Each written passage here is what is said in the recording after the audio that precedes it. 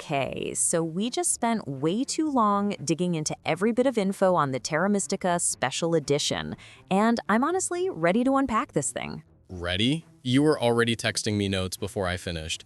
But yeah, Terra Mystica Special Edition, should you back it or skip it? That's what we're figuring out. First off, this isn't some brand new game. This is a reprint of a Hall of Fame classic, and Steamforged is promising the Ultimate Edition, with upgraded components, new artwork, and literally every expansion ever created bundled into one package. Right, and the campaign funded in 13 minutes and 17 seconds. They raised over £471,000 from about 2,135 backers. But here's the thing, we actually played the original Terra Mystica years ago, so we have real perspective on what makes this game special and what its problems are. We can't tell you if the new components feel amazing because they won't exist until April 2027, but we can absolutely tell you whether this campaign is worth your money based on what's actually changing. And let me tell you, we played this game a lot back in the day. 50+ sessions over multiple years with all different player counts and factions. So when we talk about how the Darklings dominate or how the Fakirs struggle, that's coming from actual experience. The gameplay in this special edition is identical to what we played, so our hands-on knowledge is totally relevant here. Exactly. Now, there are 3 pledge tiers. The Settler Pledge at £90 gets you the core game with component upgrades, 300+ deluxe wooden pieces with screen-printed artwork, triple-layer faction boards, and the integrated Automa solo expansion. The Terraformer Pledge at £200 adds the expansion vault with Fire and Ice, Merchants of the Seas, fan factions, special landscapes, and promo tiles. And Town Founder at £215 is the all-in option. You get everything plus all the deluxe acrylic upgrades and neoprene mats. What's wild is that 84.4% of backers went for Town Founder, which tells you the target audience here is committed fans willing to pay premium prices. Okay, but let's talk about how Terra Mystica actually plays. Because if you've never experienced this game, you need to understand what makes it brilliant and frustrating. The core mechanic is this 3-bowl power system, and it's genuinely genius. So power tokens, these purple cubes, cycle through 3 bowls on your faction board. Bowl 1 is dormant, Bowl 2 is transitioning, and Bowl 3 is where you can actually spend power. When you gain power, it moves from Bowl 1 to Bowl 2, or from Bowl 2 to Bowl 3 if Bowl 1 is empty. When you spend power from Bowl 3, it goes back to Bowl 1. What this creates is this temporal resource management puzzle where power you gain this round won't be spendable until the bowls cycle. Right, and you can burn power by permanently discarding tokens from Bowl 2 to immediately move power from Bowl 1 to Bowl 3. So it's this fascinating decision of, do I sacrifice future flexibility for immediate needs? From what we saw in the materials and from when we played years ago, this mechanic forced us to plan 2 to 3 rounds ahead constantly. Yeah, and there's this peekaboo income mechanic that's really clever. Your faction board has spaces covered by building pieces, and when you construct a dwelling, you remove it from your board and reveal an income icon underneath, usually +1 worker per round. But when you upgrade that dwelling to a trading house, you have to return the dwelling to your board, which covers that worker income again while revealing the trading house's income spot that gives you coins and power. So you're not just getting richer, you're shifting your entire resource generation profile throughout the game. Early game, you're spamming dwellings for worker income. Mid-game, you're upgrading to trading houses and sacrificing workers for coins and power to pursue temples and cult tracks. And then there's the faction asymmetry, which is where Terra Mystica really shines. The 14 base factions aren't just different numbers. Each one breaks core rules in genuinely distinct ways. The witches gain 5 bonus victory points whenever they found a town, and their stronghold lets them place a dwelling on any empty hex forest once per round. From the gameplay we observed and from when we played them years ago, you can use this teleportation ability to leapfrog across the map. And the Darklings are consistently ranked the strongest because they pay priests instead of workers for terraforming. They earn 2 victory points per spade used, and they can convert workers to priests via their stronghold. They just generate points effortlessly by expanding. And then you've got the mermaids who start with shipping value 1 and can found towns across river spaces. And then there are the Fakirs, who are statistically the weakest faction. They can magic carpet skip over 1 tile when terraforming for 4 victory points. We won with them exactly once, and it required perfect setup conditions. But here's what's impressive. Competitive online statistics show 12 of the 14 factions win at nearly identical rates. That's remarkable balance. And the victory condition is all about scoring the most victory points through multiple paths: cult tracks, connected networks, round-specific bonuses, faction powers, tech acquisition. Everything is visible from turn 1. No hidden objectives, no random events, no dice rolls to blame. You can plan entire strategies from turn 1. Player skill directly determines outcomes. And for competitive gamers, that's paradise. Which brings us to the proximity power mechanic, and this is brilliant. Indirect interaction. When you build or upgrade adjacent to opponent structures, you pay half the coin cost, and those opponents gain power equal to your structure's power level. But they have to lose victory points equal to power gained -1 to accept it. Yes, so building near opponents saves you coins, but empowers your rivals. Early game, you accept the power, late game, maybe not. We've seen entire strategies revolve around feeding opponents power to unlock better board positions, then racing to spend points before they can cash in that power. Okay, let's talk about what actually works here. First off, that 3-bolt power system creates this temporal depth you just don't get in other Euros. The way power cycles through bowls creates long-term planning requirements, and the burn option adds forgiveness that makes miscalculations recoverable at a cost. From everything we observed and from when we played years ago, mastering power management is what separates good players from great ones. And the faction asymmetry with legitimate balance is incredible. With 14 distinct factions that play radically differently, the replayability is sky high. We've played cultists with their priest-focused cult domination, giants who require specific opening strategies, nomads as mobility specialists.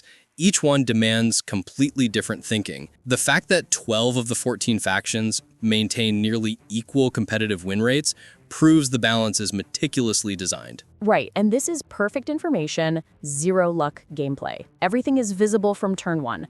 No hidden objectives, no random events, no dice rolls to blame.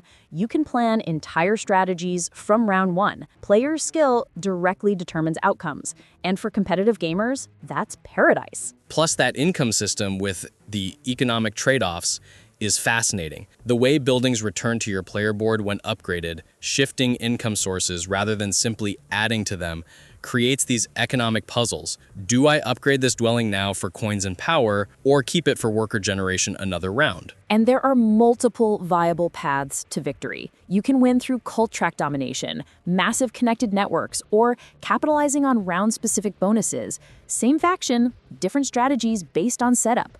The variable round scoring tiles create new optimization puzzles every game. There's also meaningful player interaction without conflict. The proximity power mechanic keeps all players engaged during every turn. When someone builds adjacent to your structures, you're deciding whether to accept power for victory point loss. It's interaction without elimination. Okay, before we get too carried away, let's be honest about what doesn't work. Analysis paralysis absolutely destroys the game pace. Terra Mystica is notorious for causing severe AP. From what we observed and from our own sessions, turns can take 10 to 15 minutes while someone calculates optimal resource conversion chains. Our worst session was a 5-player game that took 5.5 hours, including teaching. 5.5 hours!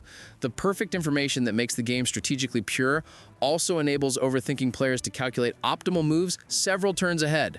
We actually had to implement house rules, 2-minute turn timers, just to keep the game moving. And the learning curve is brutal for new players. The 20-page rulebook with its complexity rating of 3.97 out of 5 on BoardGameGeek isn't an exaggeration. Teaching takes a minimum 20 to 30 minutes before you even start playing. You can't demonstrate an example turn easily because everything is interconnected. Worse, new players get crushed. First game scores were literally 52, 58, 94, 97. By round 3, the newbies realized they'd already lost and spent the remaining 3 rounds, 90+ minutes, just going through the motions while experienced players competed. That's miserable. And it's fundamentally broken at 2 players. Only 52.9% of voters recommend Terra Mystica at 2 players, and we're in the 44% who don't. Land scoring becomes automatic, cult tracks get dominated by whoever picked priest-focused factions, and the map feels empty. We tried 2-player games 3 times before giving up. The game is designed for 4 to 5 players, and playing outside that range really shows. There's also this opaque scoring that confuses victory paths.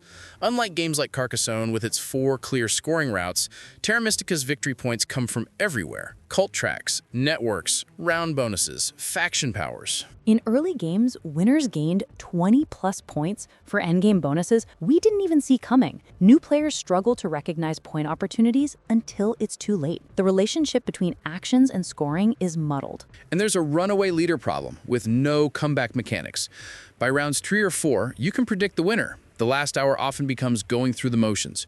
Early mistakes compound because income engine disadvantages perpetuate for all 6 rounds. Plus, the thematic integration is honestly weak. The fantasy theme feels pasted on. Witches, halflings, giants, mermaids, they're mechanically distinct but thematically generic. Many experienced players recommend treating Terra Mystica as an abstract game and ignoring theme entirely. Yeah, it works mechanically, but narratively it's hollow. And despite overall excellent balance, there's still faction imbalance that requires tournament rules. Fakirs are measurably weakest, while Darklings and Cultists dominate competitive play. We've adopted starting victory point handicaps where stronger factions start with fewer points just to level the field. So do the component upgrades in this special edition actually matter? Because Steamforged is promising screen-printed artwork on wooden components, triple-layered faction boards, new human-created artwork with no AI, and 85 deluxe metal coins. But the current Terra Mystica production is already high quality. The campaign shows no side-by-side comparisons demonstrating how screen-printed artwork improves gameplay, and everything is labeled work in progress with a disclaimer that final look may differ. Without prototype unboxings, the 90 to 215 pounds investment rests entirely on faith. Component aesthetics have never been Terra Mystica's selling point. The wooden buildings work fine, the boards are functional. Are prettier components worth 125 pounds more than buying the big box at retail? I'm skeptical. So, where does this land for us? After everything we've analyzed and our experience playing the original years ago, the campaign rating is a 7.5 out of 10. The core game quality is 9 out of 10. Terra Mystica's design is Hall of Fame worthy. But the component upgrade value is only 5 out of 10, because current production is already high quality. Right, and the campaign value proposition is 6 out of 10. There's genuine content completeness here, but it's undermined by questionable necessity for existing owners and pricing versus readily available alternatives.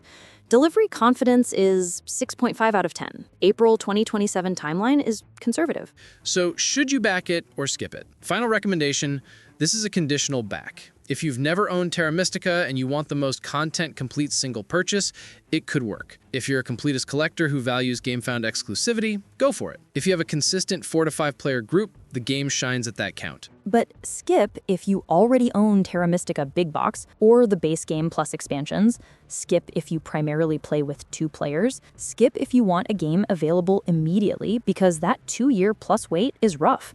And definitely skip if you're budget conscious because the Big Box at 65 to 80 pounds delivers 90% of the content for significantly less. If you're sitting here wondering if this is for you, think about your gaming group. This is perfect if you're an experienced gamer who loves heavy Euros with deep strategic planning. The 3-bowl power system and faction asymmetry will absolutely sing for players who want to optimize every decision. Yeah, and it works great for strategy fans who appreciate perfect information games where skill directly determines outcomes. Based on what we observed, this really shines with 4 players because the map feels populated and the proximity power mechanic creates meaningful interaction. But beginners might find this overwhelming. The 20-page rulebook and brutal learning curve mean your first few games will be rough. If you need strong thematic immersion, Terra Mystica won't deliver. And if you're someone who gets frustrated by games where early mistakes cost you the entire match, the runaway leader problem here is real. For Terra Mystica newcomers, buy the big box at retail for 65 to 80 pounds with immediate delivery. It includes the base game plus Fire and Ice, Merchants of the Seas, and promos. If you want spiritual successors with refinements, try Gaia Project. It's a space-themed evolution that's better at 2 players. So here's the final word. Terra Mystica is one of the greatest Euro games ever designed. The 3-bowl power system, faction asymmetry, and zero-luck strategic depth create endlessly replayable optimization puzzles. But this special edition campaign feels unnecessary. The current components work fine, the gameplay isn't changing, and the 90 to 215 pounds asking price demands faith in work-in-progress prototypes, plus waiting until 2027. For existing owners, this is an easy skip. For newcomers, buy the big box at retail and start playing today.